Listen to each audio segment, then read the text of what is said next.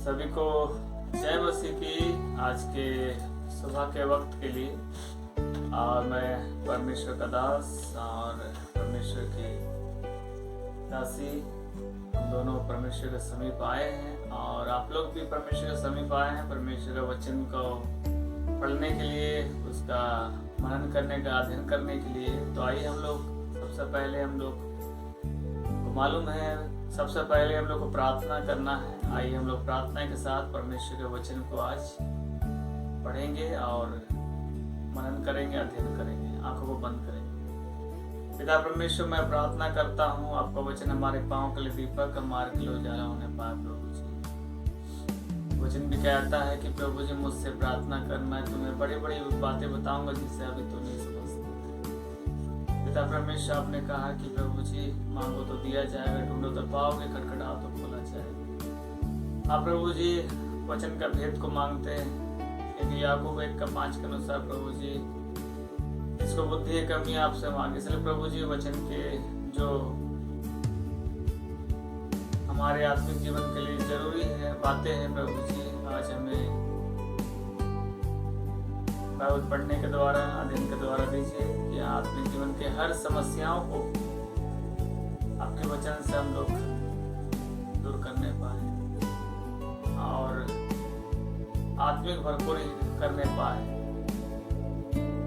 आप ही अगुवाई करें। वचन भी तेरा है प्रभु, दास भी तेरे। सुबह के वक्त के लिए हम आपका धन्यवाद है, समय के लिए हम धन्यवाद देते हैं। सारी बातों को प्रभु जी आपके हाथों सौंपते। प्रार्थना यीशु मसीह के नाम से मांगते हैं, आमीन। फिर से जय मसीह की। और आइए हम लोग परमेश्वर के वचन को निकालेंगे। यूहन्ना रचित सुसमाचार हम लोग यहाँ पढ़ रहे थे। आज हम लोग यूहन्ना रचित सुसमाचार 6 अध्याय निकालेंगे। 5 अध्याय तक हम लोग खत्म कर चुके थे। 6 अध्याय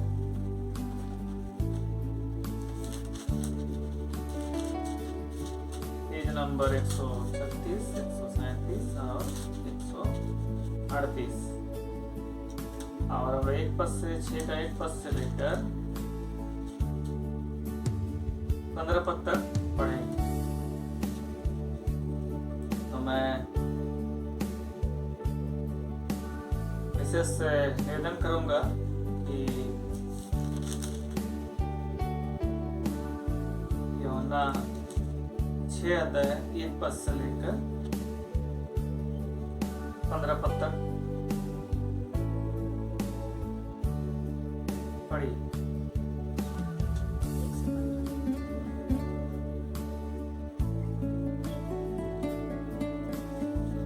विषय आज का है 5000 पुरुषों को खिलाना।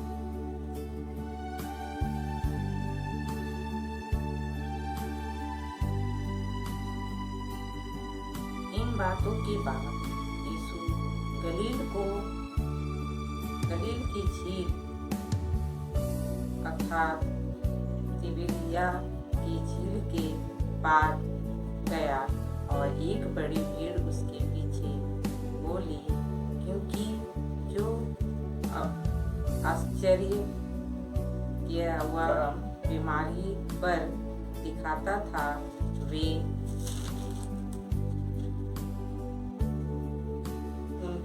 देखते थे। तब यीशु पहाड़ पर चढ़कर अपने चेले के साथ जहाँ बैठा वहाँ बैठ गया। यहूदियों के फसह का पर्व निकट था। जब यीशु ने अपनी आंखें उठाकर एक बड़ी भीड़ को अपने पास आते देखा तो कहा, हम इनके भोजन के लिए कहाँ से रोटी मोल लाए। उसने यह बात उससे परखने के लिए कही, क्योंकि वह आप जानता था कि वह क्या करेगा। फिलिप्पुस ने उसको उत्तर दिया, तो 100 दिनार वो रोटी उसके लिए पूरी ना होगी कि उसमें से हर एक जो थोड़ी थोड़ी मिल जाए। उसके चेले में से समोन पतरस के भाई अंद्रयास ने उससे कहा। 9 पद से मैं पढ़ रहा हूँ। यह एक लड़का है जिसके पास जौ की 5 रोटियां और 2 मछलियां है, परंतु इतने लोगों के लिए वे क्या है? यीशु ने कहा, लोगों को बैठा दो। उस जगह बहुत घास थी। तब लोग, जिसमें पुरुष की संख्या लगभग 5000 की थी, बैठ गए। तब यीशु ने रोटियां ली और धन्यवाद करके बैठने वालों को बांट दी, और वैसे ही मछलियों में से जितने वे चाहते थे बांट दी। तब वे खाकर तृप्त हो गए और उससे अपने चेलों से कहा, बचे हुए टुकड़े बटोर लो, कुछ फेंका न जाए। अतः उन्होंने बटोरा और जौ की 5 रोटियां के टुकड़ों में से खाने वालों से बच गए थे 12 टोकरियां भरी। तब अष्टकर्म उसने कर दिखाया। उससे वे लोग देखकर कहने लगे, यह भविष्यवक्ता जो जगत में आने वाला था निश्चय यही है। यीशु यह जानकर कि वे मुझे राजा बनाने के लिए पकड़ना चाहते हैं, फिर पहाड़ में अकेला चला गया। तो हम लोग यूहन्ना रचित सुसमाचार उसका 6 अध्याय 1 से लेकर 15 पद तक हम लोग जब देख रहे हैं, तो यहाँ पर कहता है कि इन बातों के पश्चात जब यीशु मसीह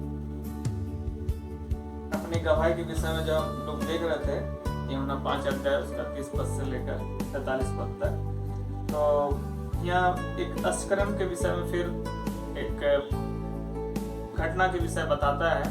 यूहन्ना रचित सुसमाचार उसका 6 अध्याय, और ऐसा आप मत्ती 14 अध्याय 13 पद से 21 पद, और मार्कुस 6 अध्याय 30 पद से 44 पद, आलू का 9 अध्याय 10 पद से 17 पद में भी मैंने चारों सुसमाचार में ये घटना का वर्णन, चारों जो परमेश्वर के जो चेले थे, यीशु मसीह के जो चेले थे, उन्होंने पवित्र आत्मा से परिपूर्ण होकर इन बातों का वर्णन लिखा। और कहता है, इन बातों के बाद यीशु गलील की झील अर्थात तिबिरियास झील के पार गया। एक बड़ी भीड़ उसके पीछे हो ली, क्योंकि वह अष्टकर्म वह बीमारों पर दिखाता था, वे उनको देखते थे। हाँ, जब यीशु मसीह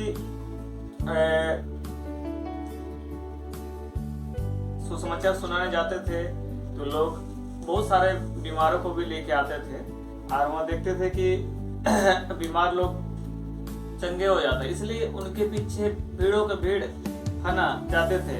और होता है कि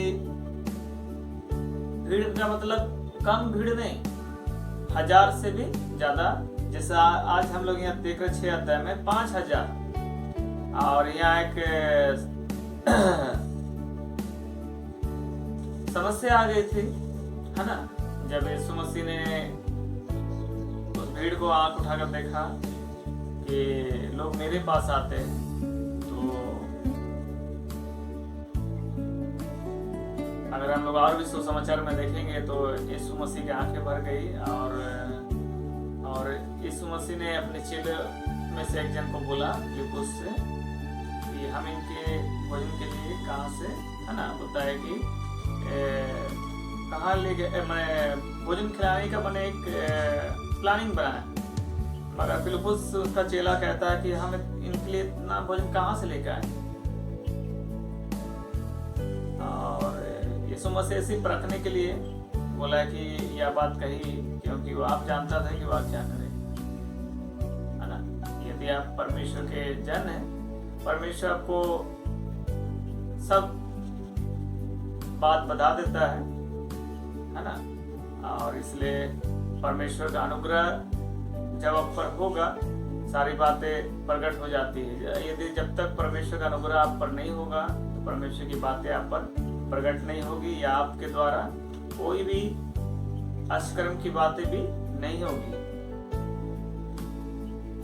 और यीशु मसीह वह चुना हुआ परमेश्वर का मेमना था और वह जानता था कि पिता ने मुझे किस लिए भेजा है। और यीशु मसीह के पीछे बहुत सारे लोग हो सकता है कि भूखे भी आते थे, इसलिए पापा परमेश्वर का मेमना जो परमेश्वर होने के नाते भी मनुष्य बनकर के आया और मनुष्य बनकर ये बात महसूस किया कि लोगों को भूख लगती है। और इस बात में यीशु मसीह तरस भी आया, इसलिए उनका चेलों में से लोग बात हुआ कि इतने लोगों के लिए भोजन कहाँ से लेकर आए।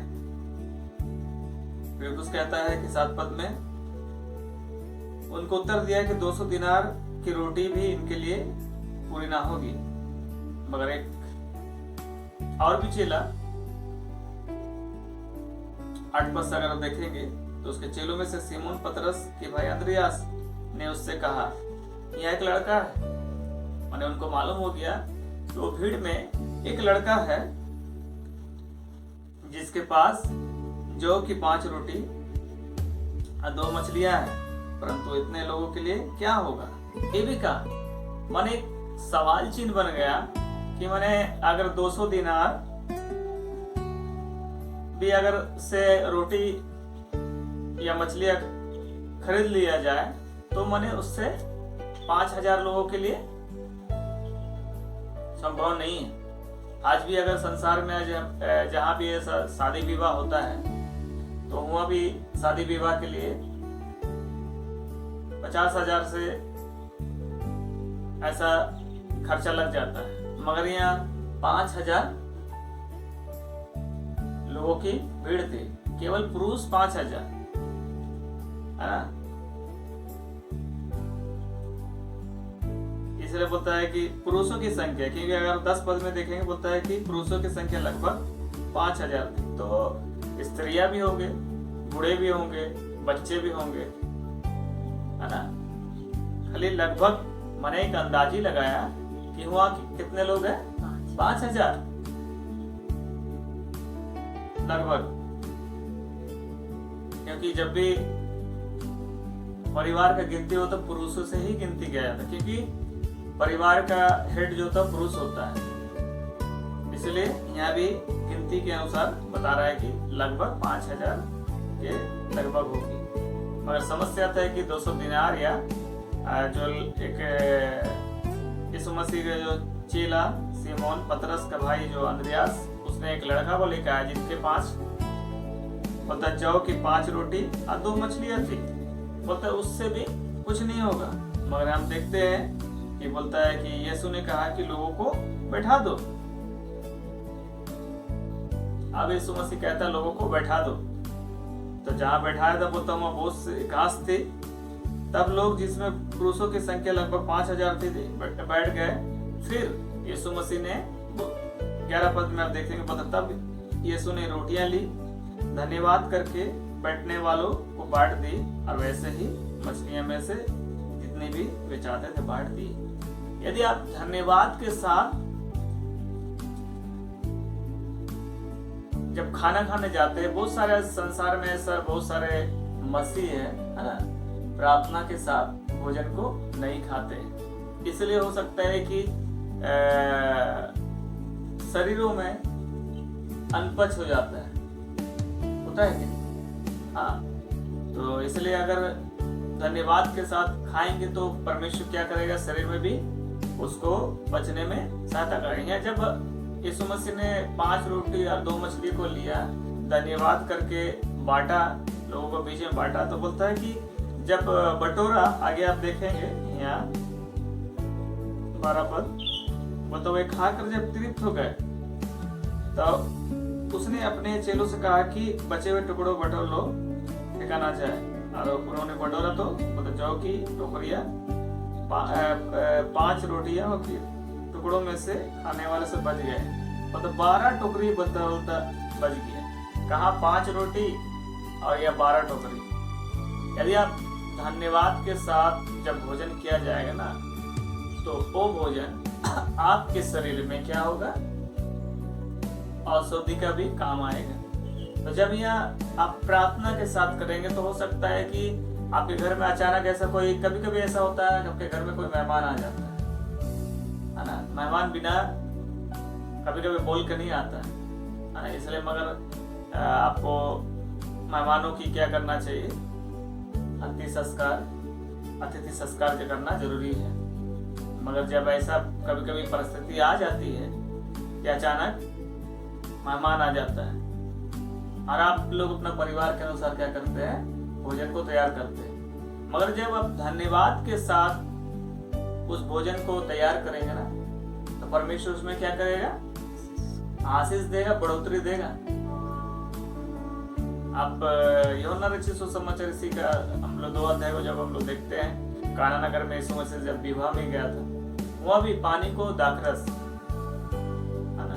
कर दिया। जब हम धन्यवाद के साथ भोजन को परोसेंगे ना, परमेश्वर क्या करेगा, उनको बढ़ा देता है।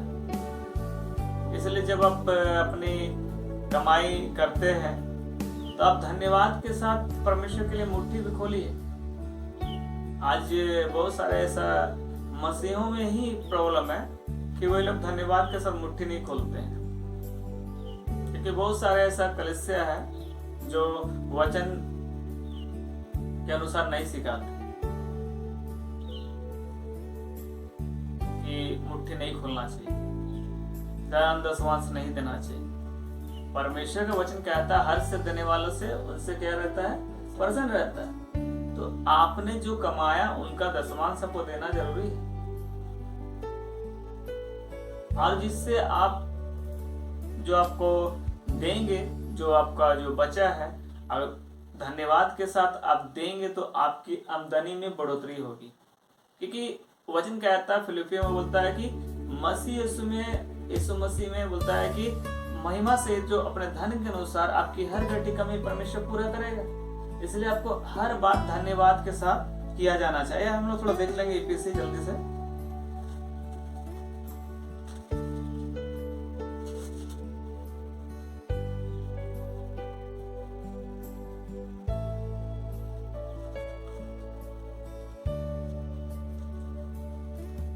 जहाँ आप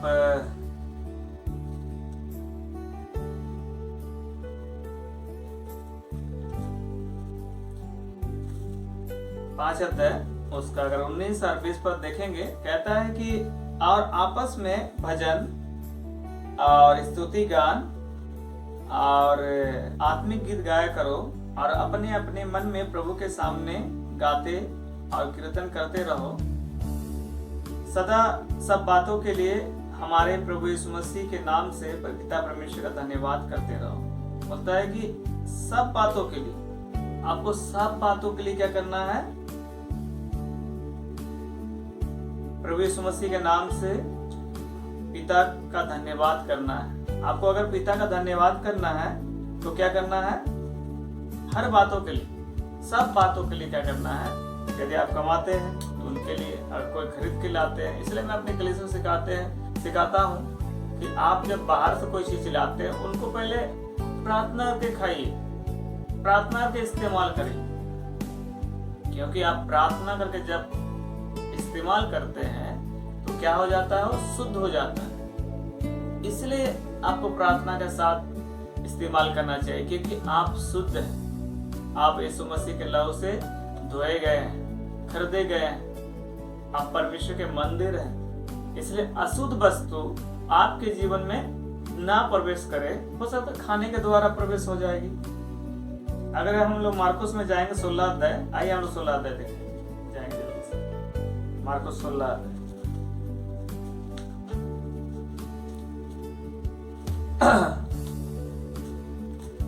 मत्ती के बाद मार्कुस 16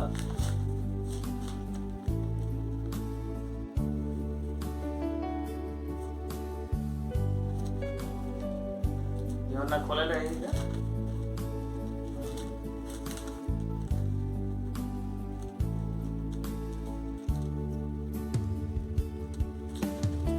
है, अगर यहाँ आप 16 पद से अगर देखेंगे, ये कहता है कि जो विश्वास करे बपतिस्मा ले उसी को उद्धार होगा, परंतु जो विश्वास ना करेगा तो उसे ठहराया जाएगा। विश्वास करने वालों में चिन्ह होंगे, वे मेरे नाम से दुष्ट आत्माओं को निकालेंगे, नई नई भाषा बोलेंगे, सांपों को उठा लेंगे, यदि वे नाशक वस्तु पी भी जाए तो भी कुछ हानि ना होगी, बीमारों पर हाथ रखेंगे वे चंगे हो जाएंगे। हाँ, ये कहता है कि यदि वे प्राण नाशक वस्तु पी भी जाए, हाँ हो सकता है कहीं मेहमान नवाजी में गए होंगे, वही मेहमान नवाजी में आपका कोई दुश्मन होगा।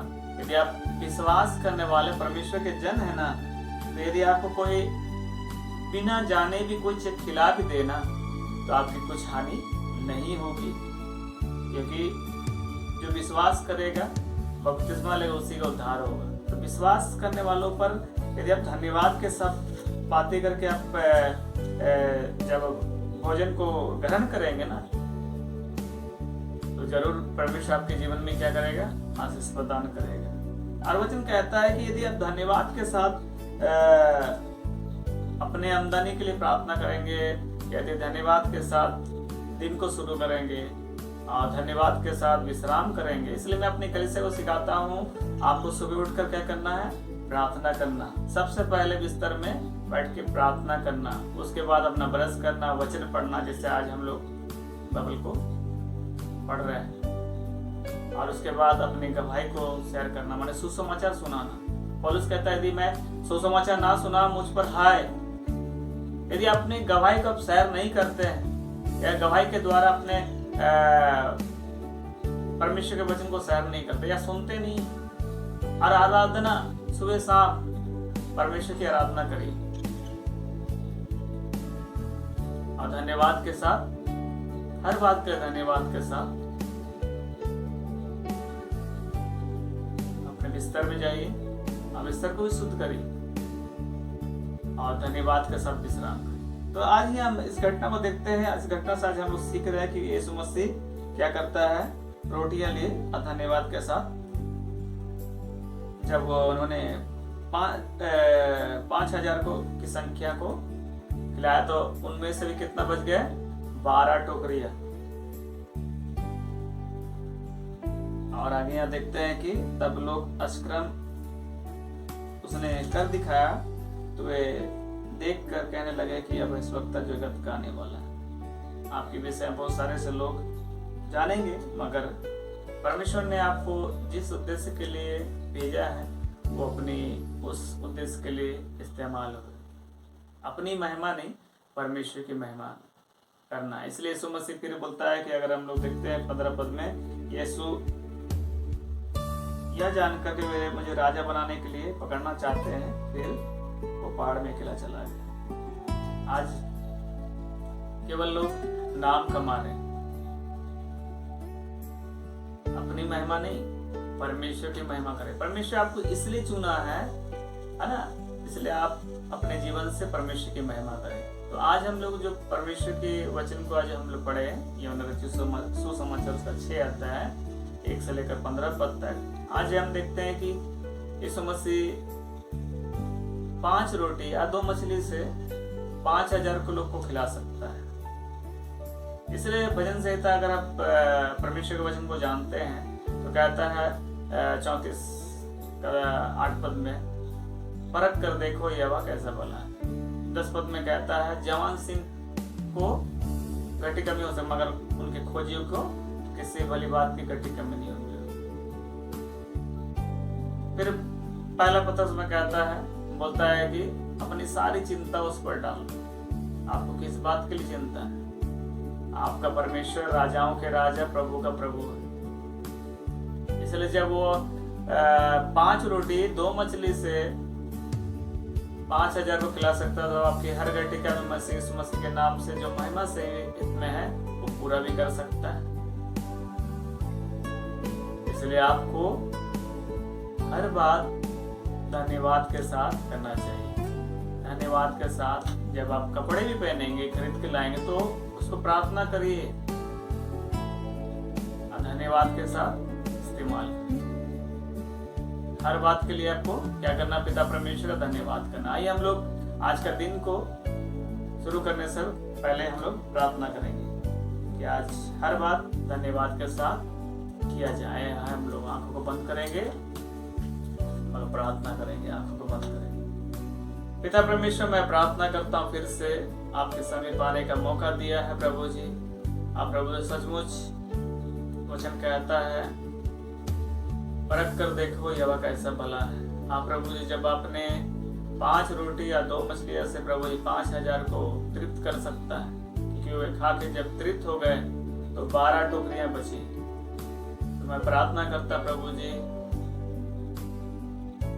आपके ऐसे लोगों के लिए प्रभु जी जो विश्वास में है मगर उनकी आर्थिक कमी के कारण कर प्रभु जी वो विश्वास की दौड़ दौड़ने नहीं सक रहे। वचन कहता है जो आप पर जो विश्वास करेगा, जो बपतिस्मा उसी का उद्धार होगा। हम प्रार्थना करते प्रभु जी कि आपके लोगों के जीवन में कोई घटी कमी नहीं हो, क्योंकि वचन कहता है प्रभु जी आपके लोगों को कभी रोटी मांगते नहीं देखा प्रभु जी। प्रभु जी आपसे मांगे, क्योंकि वचन कहता मांगो तो दिया जाए, ढूंढो तो पाओ, खटखटाओ तो खोला जाएगा। प्रभु जब आज आपने एक अष्कर्म को दिखाया कि 5 रोटी 2 मछलियां से आपने 5000 को खिला दिया। प्रभु जी हम प्रार्थना करते हैं ऐसा आपके प्रभु बहुत सारे संसार प्रभु जी आपके हमारे शहर में या हमारे जिले में, हमारे राज्य में, हमारे देश में, संसार में बहुत सारा आपके दादा से प्रभु उनको भी इस्तेमाल कर प्रभु जी, जो उनको दिया जाता है उनके द्वारा प्रभु जी लोग आपके विश्वास करने वाले तृप्त होने पाए प्रभु जी। और हर बात धन्यवाद के साथ इस्तेमाल होने पाए प्रभु जी।